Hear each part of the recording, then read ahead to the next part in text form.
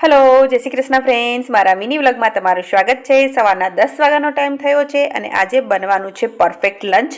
कारण के 2 दिवसथी रसोई बनी ज नथी। हस्बंड अने पार्थिल बने बहार गया हता तो मैं पण नानुं मोटुं बनावीने जमी लीधुं हतुं।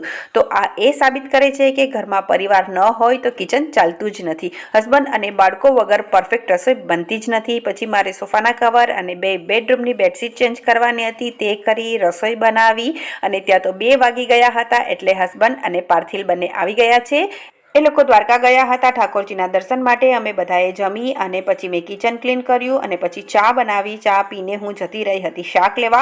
आखा अठवाडियानुं शाक लावी छुं अने पछी डिनरनी प्रिपेरेशन करी। वटाणा 2 किलो लाव्या हता तो एने फोलीने फ्रीजर कर दीधा अने पछी डिनर करी अने पालक साफ करी, मेथी साफ करी। मेथीनी भाजी वधारे लावी छुं कारण के मारे एनी बनावेली छे कसूरी मेथी। तो एने साफ करी धोई अने सूकवी दीधी। तो आ हतो मारो आजनो बिजी दिवस।